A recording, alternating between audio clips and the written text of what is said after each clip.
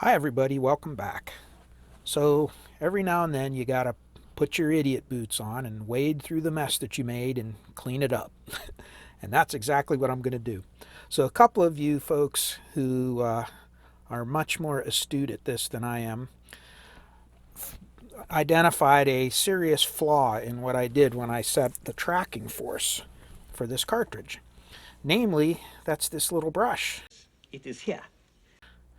When this brush sits down, the weight Wait! of the brush is bearing down on the scale just as much as the stylus is bearing down. And this brush weighs exactly 1 gram. And had we flipped the page back, when we looked at the specs on this here, if we had just flipped back on the page, apply the desired tracking force plus, And take back 1 kadam. in big letters, plus 1 gram to compensate for the weight of the brush. So by setting this at 2 grams, 1 gram of that was this brush. So really we were only applying 1 gram of tracking force to the stylus. What we really should have done was set this to 3 grams. So we're going to correct that first and foremost before we do anything else. Turn this back on. Okay. So, as you can tell, this little brush, when we set this down here, see how the brush hits the plate before the stylus does? So we're actually only applying 1 gram, because 1 gram of what you're weighing is that brush. So we're going to bring this up and slide it out of the way as I bump the camera again. And we're going to just move this upwards of 3 grams here. And then bring this back over. Bring it down.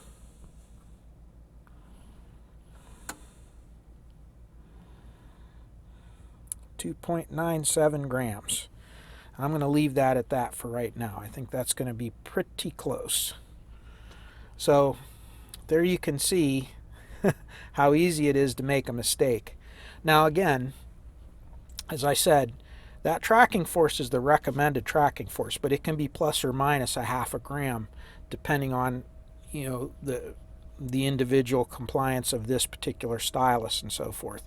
So we're going to, you have to really try it by ear, and then we can fine tune that tracking force plus or minus just, a couple tenths of a gram if we need to get it just right, but it should be okay. So there you go. My fault. I apologize for any confusion. Any of you who followed that procedure and had a cartridge that did not have a brush, you're okay. You don't have to worry about it. But any of you, for future reference, if you have one of these that has one of these brushes, you may want to keep track of that. Strangely enough, there are cartridges on the older turntables, like on the big console stereos. Those were actually pretty good turntables. Believe it or not. A lot of people don't think they are, but they are. But they actually had switchable brushes where you can flip a little lever and you can raise the brush up or down. And of course, whenever you do that, it affects the tracking force by the weight of that brush, but they don't really give you any way to compensate for that. So I just thought that was interesting on those older turntables. So anyway, that's it. Now, I thought that for the rest of this video, we would talk about doing a few tests on this, just to see how this performs. You remember we looked at the square wave and a couple of things on with that test record on that video with the Hitachi. I thought maybe we'd just kind of look at those same things with this turntable and this setup.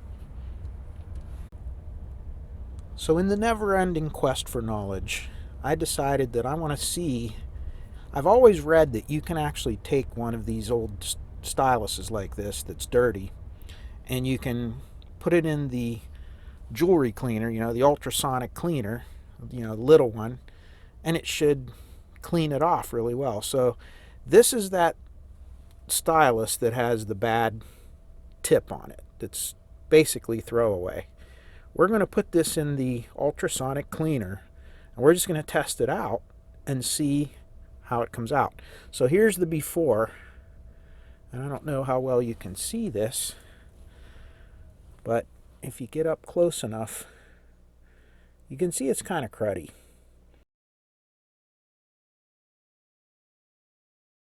And we know how bad the tip was. It was just filthy. So I'm going to put this in and see if it does damage or if it actually cleans it.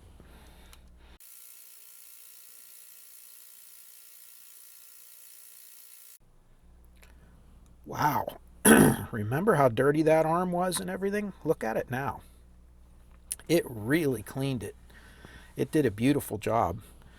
You can see now, the only thing is any place where, for instance, you can see the plating, that brass, thin brass plating there on the shank there where you mount that into the stem that goes into the cartridge.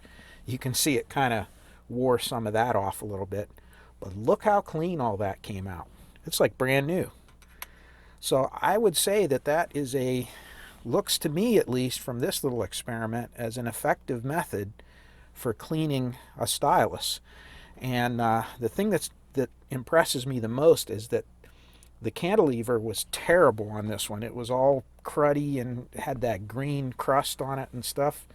And now look at it, it's perfectly clean. I'm impressed.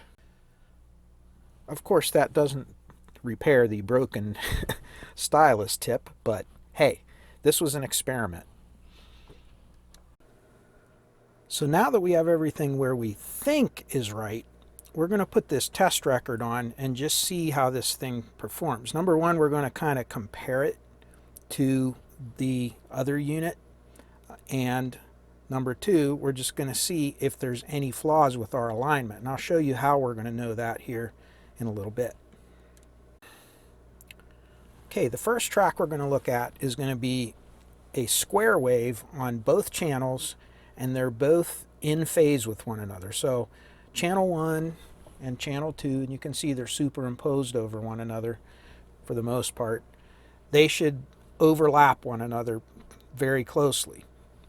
Now this is not a high amplitude signal, so this isn't going to tell us everything, but it's going to at least tell us if we're in the ballpark. So let's drop the needle. And there you go. So the first thing we can see is that the one channel is very, very slightly off from the other, but we'll get to that later. And that's what I would expect for a square wave on a turntable. Remember how that other one was like really jiggy-jaggy bad? Now, whenever you see the frequency going back and forth this direction, that's your wow and flutter. That's actually the turntable there. And what that is that's actually imperfections in the vinyl itself. Any kind of waves in the vinyl or anything will cause that. Now our next track, you're going to look at, we're looking only at the right channel. So we're going to look at right channel and left channel. And you can see there is some bleed over on the left channel. See that? That should be a flat line in a perfect world, and the other one should be a perfect, your square wave, or your sawtooth wave in this case. Remember, at 1 kilohertz, that's really hard for this to do, but you also need to remember your speakers cannot produce a pure square wave, nor can your ears actually hear a pure square wave. It's because they're analog instruments. They can't move in the way, nor can the air pressure move in the form of a perfect square wave. You're always going to have some distortion from that. Now see, here's the other channel, and this is what it should look like. Don't mind the rolling because we're syncing on channel 1 instead of channel 2. But see how we have a totally flat line? That problem could be any number of things. It could be the azimuth is a little bit out. It could be that the tracking, or I'm sorry, the anti-skate is a little bit off, that it's set too hard. We're going to find that out here as we get to some of the later tests. All right, so it's several days later. Boy, did work get busy in the last couple days. Wow.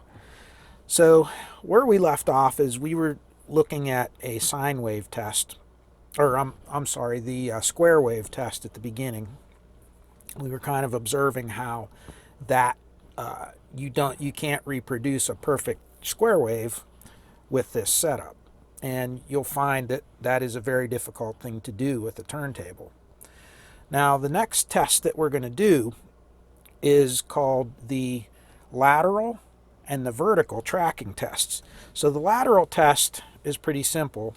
You're going to have right and left channel in phase sine waves, and each track is progressively higher amplitude. So you have +6, +9, +12, +15, and +18 dB.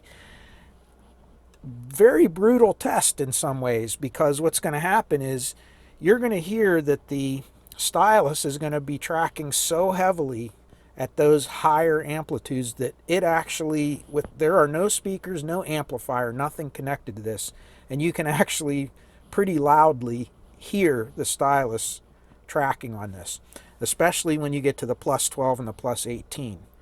Very loud. Or I'm sorry, the +15 and +18. So let's move over to our scope again. And what you're going to notice is, at first, I'm sure, at least the lower amplitude ones should look pretty good.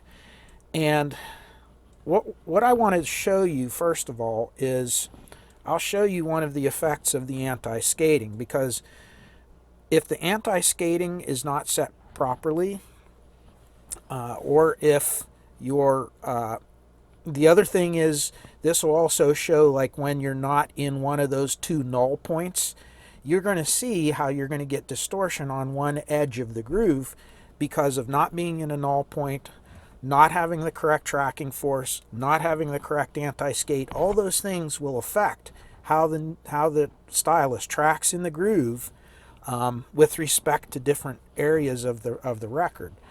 So let's put it on, and we'll take a look. Okay, here comes the needle drop. So you can see there is the lowest amplitude, and really what we're looking for is we want a nice clean sine wave, and we want them to be the same amplitude, and you can see how close they're tracking in amplitude. This is great. So far so good. And that little bit of back and forth you see of the waveform, that's actually the little imperfections in the vinyl, where if the vinyl's not perfectly flat, you'll see it affects the wow and flutter. Now you see how we're getting a little bit of clipping on the top? Let's just stop right there, okay? We're going to stop right there. We're on the second track, which is actually +9 dB. And if we go over to here, we have our anti-skating set right just after about 2.5 right now. Now let me show you what's going to happen to that. I'm going to turn that off for a minute. No anti-skating.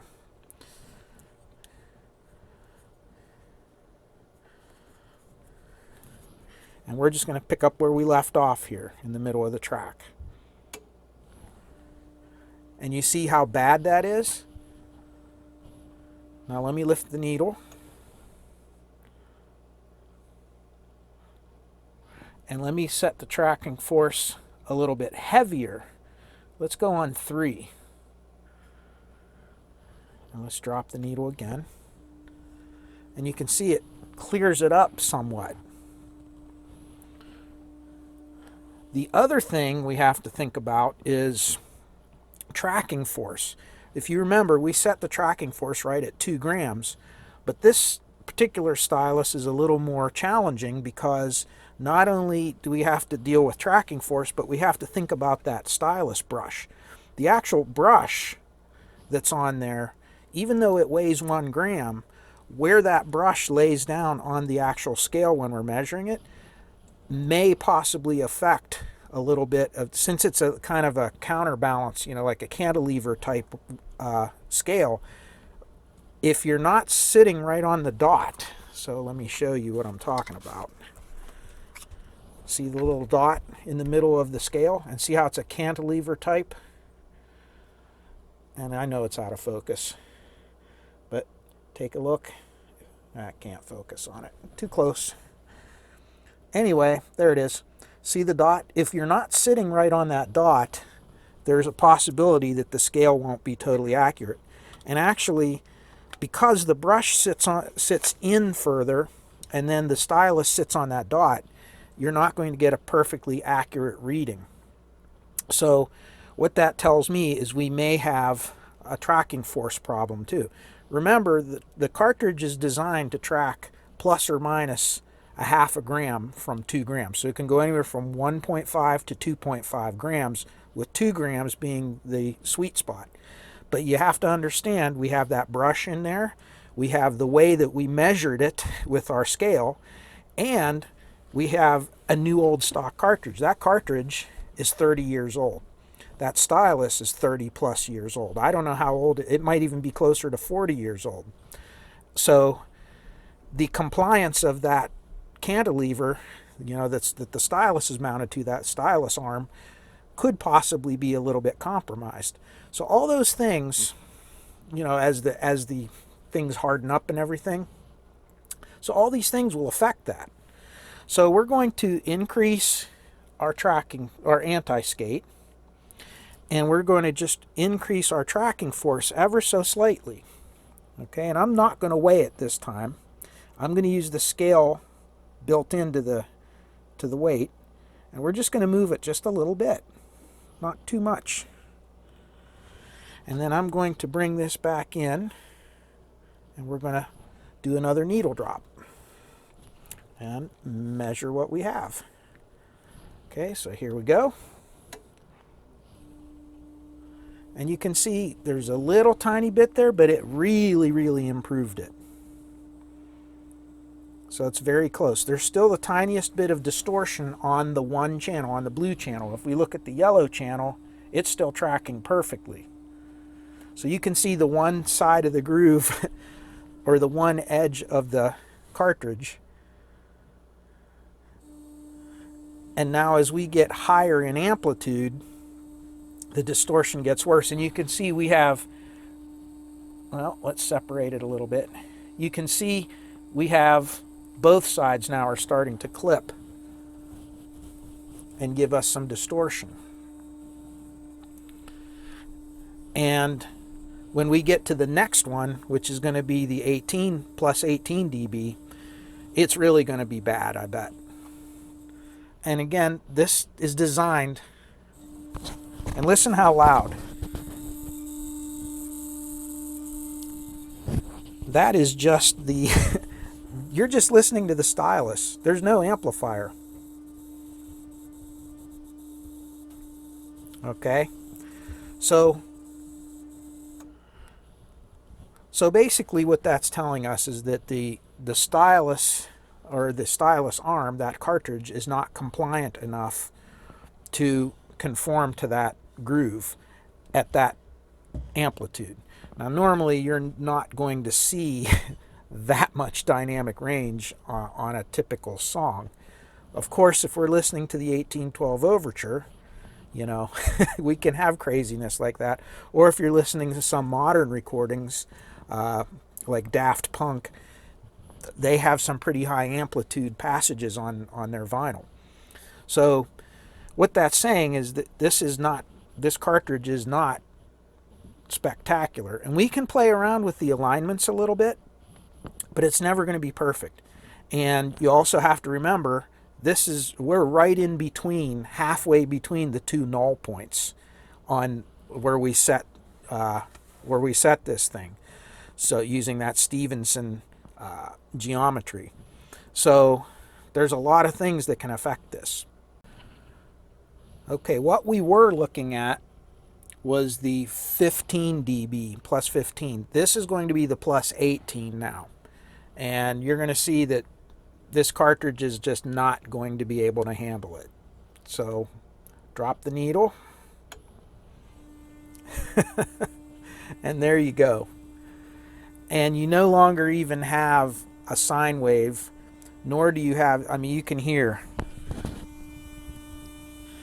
And the strange thing is, if you were in the room with me listening to this, it's actually less loud. It's actually a quieter tone than when it was giving us a nice clean sine wave. Okay, now the next test that we're going to do is going to be the vertical test. And this is going to be checking for equal amplitude of right and left with two out of phase. So you're going to have a set of out of phase sine waves. So let me get set up for that. So once again, I have the two channels superimposed over top of one another. You can see channel 2, channel 1. And I have it set that they should, each sine wave should touch the lines perfectly on both sides, and it should be symmetrical. The two sine waves should be exactly 180 degrees out of phase with one another. They should be a pure sine wave, and they should be at the same amplitude. They should match. So let's drop the needle and take a look. And you can see that one's not too bad. Pretty close. And just to give you the volume, and I'm just holding my microphone, you know, close to the head shell when I do that. Okay, here's our next amplitude. And you can hear it's slightly louder. And you can see that they're starting to kind of lose sync with one another. The blue trace is a little bit higher amplitude than the yellow trace. And probably the last one's going to start probably really breaking up, because that one's starting to get up to 12 dB, and it's going to, there you go. The yellow trace is a little bit lower amplitude, but it's staying clean. The blue trace, you can see on one side, is starting to distort a little bit. And again, we can play with the adjustments on this and get it a little bit better, but I can tell that this will not be perfect with this cartridge. Now, if we had a brand new, just manufactured cartridge that had good compliance, and honestly, and you know, higher quality, we would be able to do better on these tests. So there is something to you know, the difference between a low cost cartridge and a high cost cartridge. Again, this cartridge in its day was about $80, I think, US, and this was 30 or 40 years ago, so it was a relatively expensive cartridge. But if you put things into perspective today,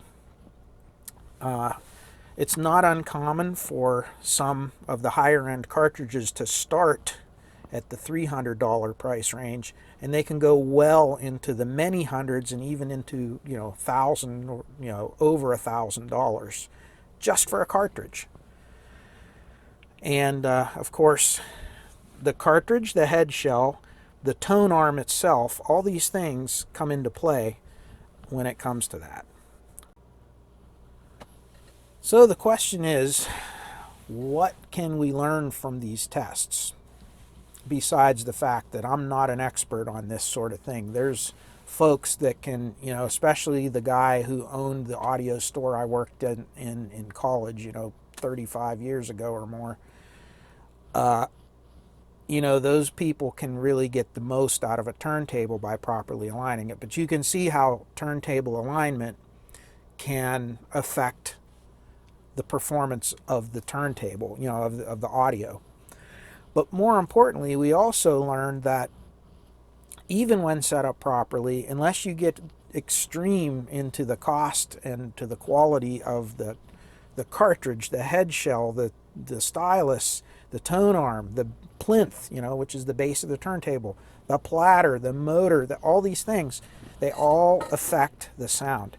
And you might say to yourself, That's insane. Why would anybody ever want to do that? Well, in today's day and age, you don't really have to. There are other recording mediums out there that are much easier to use, much more forgiving. But it's funny, a lot of people complain about the extremes that people go through for vinyl. And they say, I just don't understand why you would even want that. And it's so easy to just, get a CD player and plug it in. And then they go on and tell you about how they spent however many $1,000 on a new D to A converter and cables and all this other stuff. Bottom line is, there's always something more you can do if really you just want to make it better. There's no end if it's your hobby. But why do these sound good to people? I mean, why did I say I like the sound of it when clearly I showed you that there are flaws in how these things reproduce a sound? Well, I think there's several reasons. Number one, exactly, I ask myself sometimes, and I'm being kind of rhetorical here, why do I like, why do I like the sound? Maybe it's because I was used to hearing those imperfections. Maybe it is a perfect imperfection. In other words, that sound is something that I first heard on vinyl.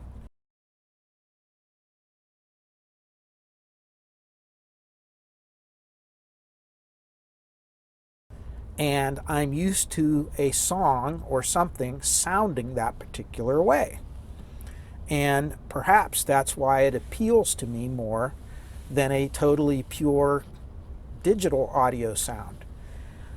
The other thing is, and again, this is all just speculation on my part, when you look at a speaker has kind of the same thing going on. And let me grab one real quick. Here's a cheap old speaker. But just like you have that stylus on a cantilever, and it's sitting, it's mounted, and it can move up and down to the grooves in the record.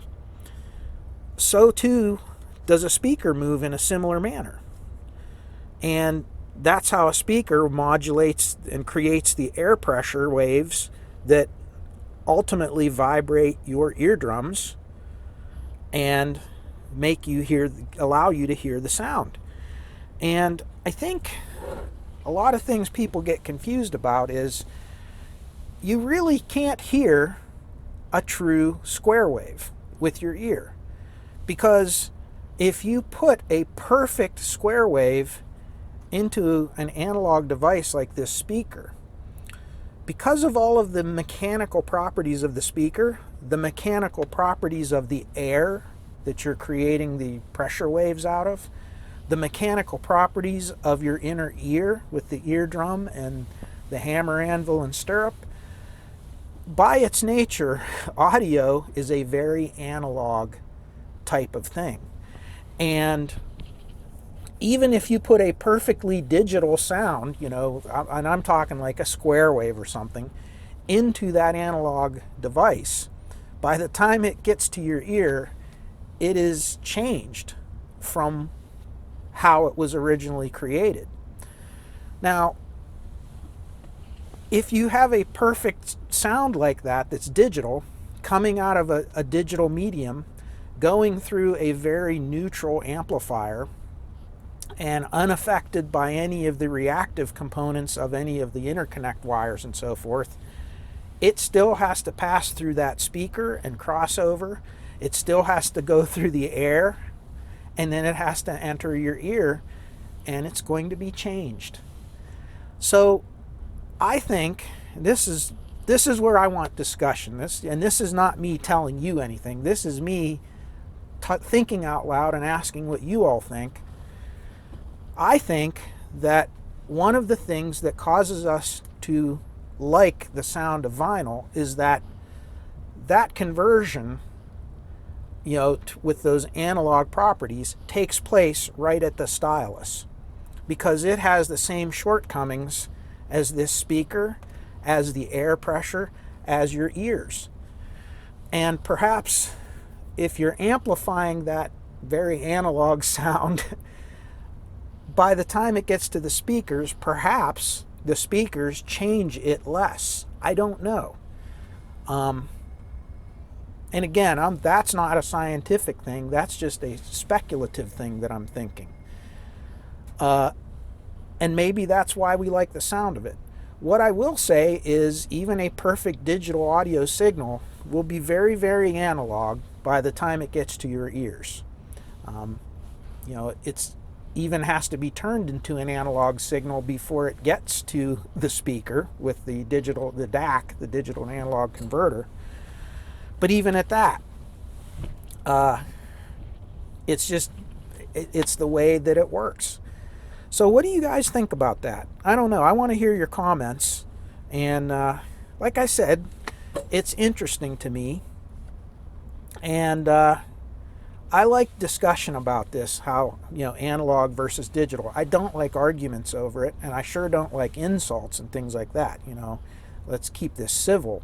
But truth of the matter is, it's fascinating why some people are drawn to this type of sound and other people are drawn to the digital sound, and what causes the differences to begin with. So anyway, that's it for this video, and I don't know what I'm going to move on to next. I'll have to think about it. I have so many different projects right now, I don't know what I want to do. But just some food for thought. Anyway, I want to thank you all once again for everything, and those of you who gave donations, those of you who gave some really good comments, check some of the comments out in some of these last couple videos. There's some pretty good educational things that people put in their information, far beyond, you know, my limitations on this subject. So again, I wish you all peace, joy, happiness, and good health in your lives, and we'll be back making some more videos real soon. Take care, everyone. Bye-bye.